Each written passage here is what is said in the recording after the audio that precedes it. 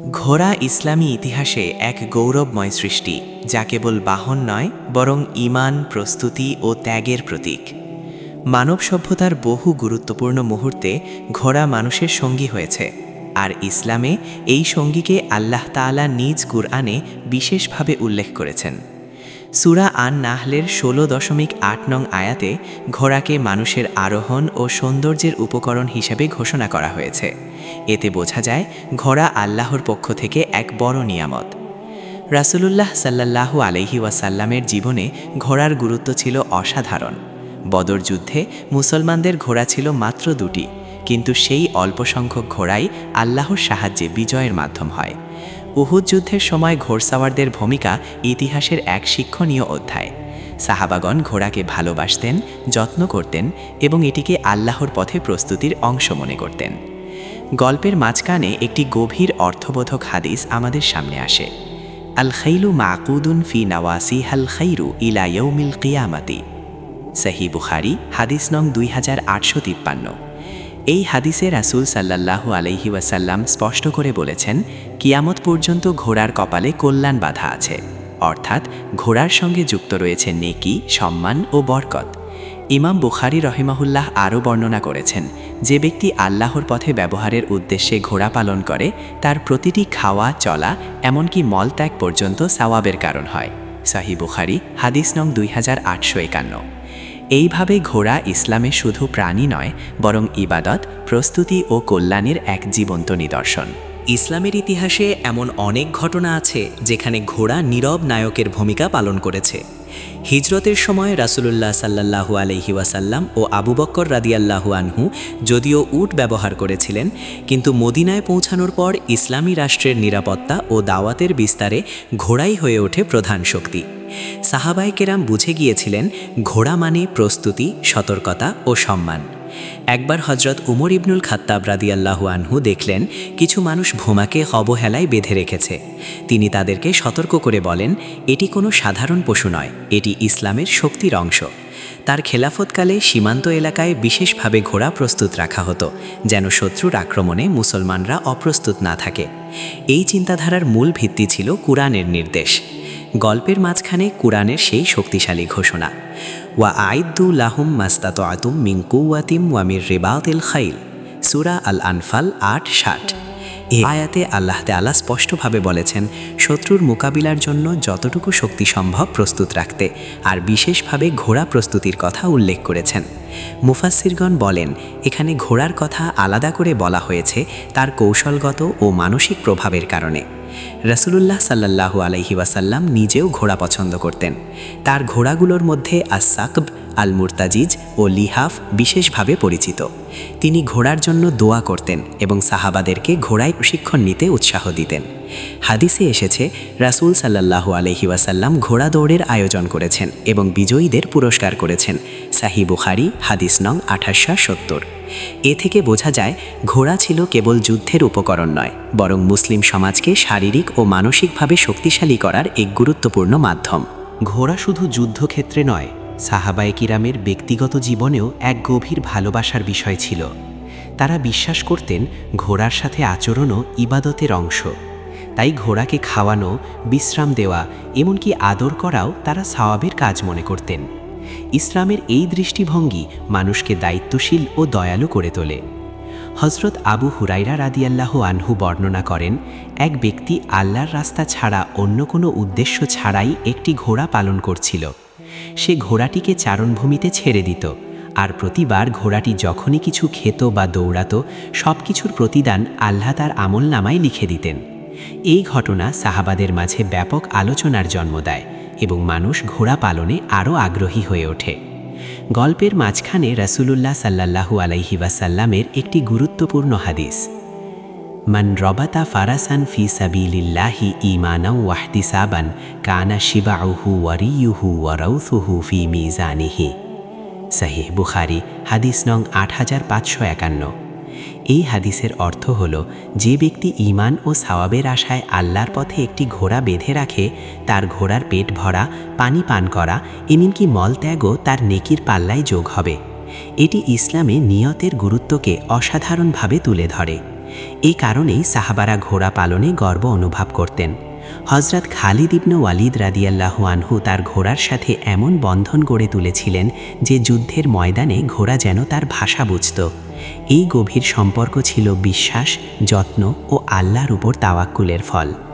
এই অংশ আমাদের শেখায় ঘোড়া পালন কেবল বাহ্যিক কাজ নয়, বরং খাঁটি নিয়তে তা আখিরাতের পুঁজি হয়ে উঠতে পারে।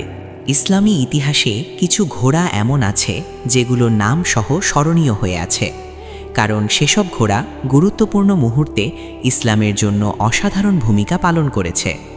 রাসূলুল্লাহ সাল্লাল্লাহু আলাইহি ওয়াসাল্লাম নিজে ঘোড়ার নাম রাখতেন, যা প্রমাণ করে তিনি ঘোড়াকে গুরুত্ব দিতেন এবং মর্যাদা দান করতেন। এটি সাহাবাদের মাঝেও এক সুন্নাহ হয়ে দাঁড়ায়। রাসূল সাল্লাল্লাহু আলাইহি ওয়াসাল্লামের প্রসিদ্ধ ঘোড়াগুলোর মধ্যে আস-সাক ছিল অত্যন্ত দ্রুতগামী। উহুদ যুদ্ধের সময় এই ঘোড়ায় আরোহণ করে রাসূল সাল্লাল্লাহু আলাইহি ওয়াসাল্লাম যুদ্ধক্ষেত্রে চলাফেরা করেন বলে ইতিহাসে বর্ণিত আছে। আরেকটি ঘোড়া আল মুরতাজিজ তার রেশাধ্বনির জন্য পরিচিত ছিল।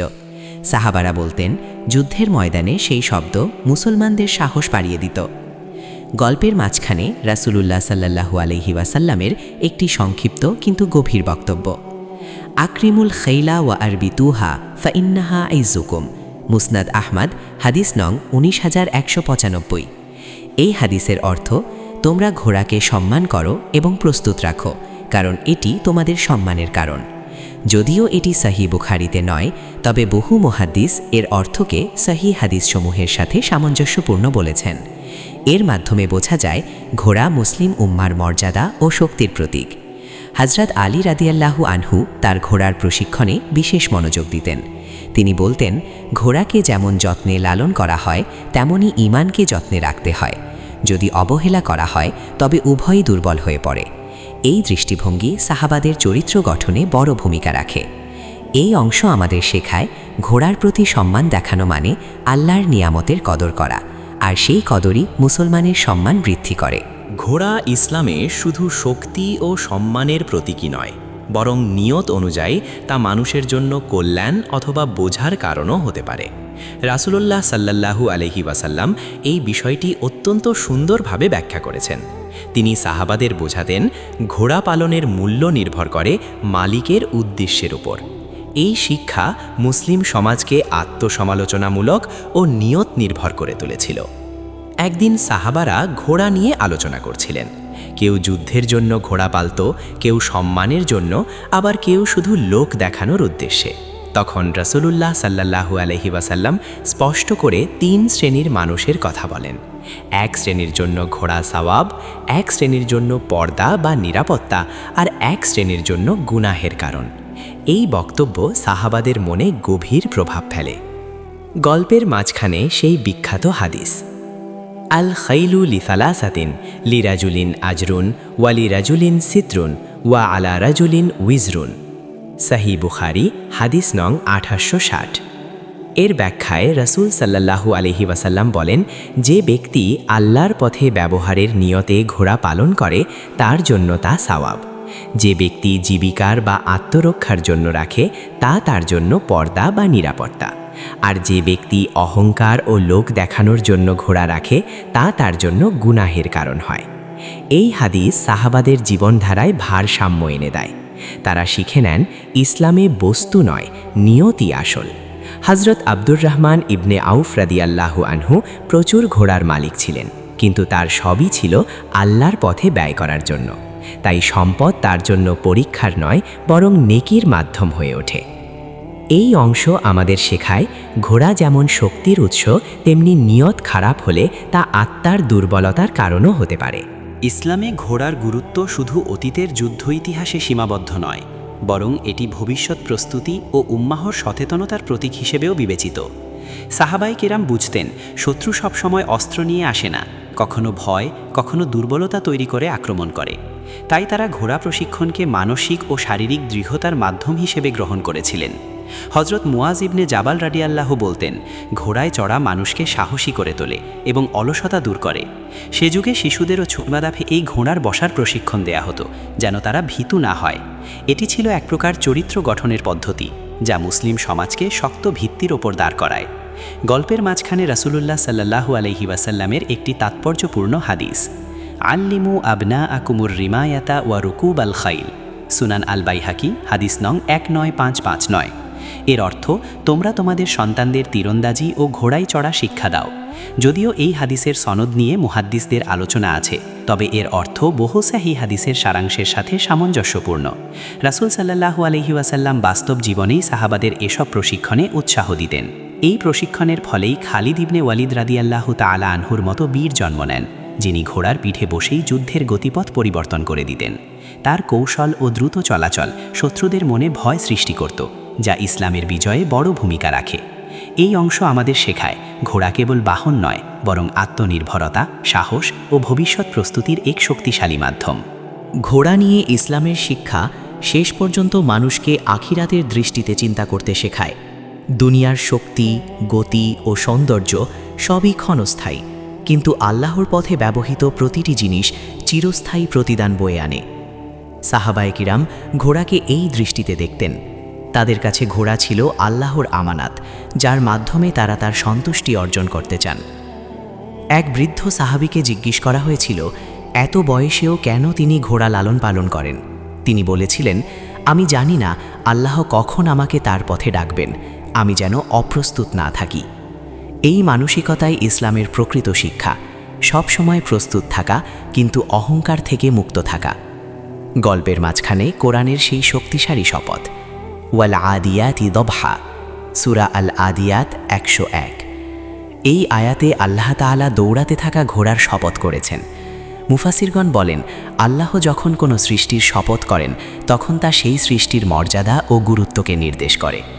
যুদ্ধক্ষেত্রে ছুটে চলা ঘোড়ার হাঁপানোর শব্দ আল্লাহর কাছে মূল্যবান, কারণ তা সত্যের পথে আত্মনিয়োগের প্রতীক। রাসূলুল্লাহ সাল্লাল্লাহু আলাইহি ওয়াসাল্লাম বলেছেন, আল্লাহর পথে ব্যবহৃত ঘোড়া কিয়ামতের দিন তার মালিকের পক্ষে সাক্ষ্য দেবে। সহিহ মুসলিম, হাদিস নং 1873। এই বিশ্বাসই সাহাবাদের হৃদয়ে দৃঢ় ছিল।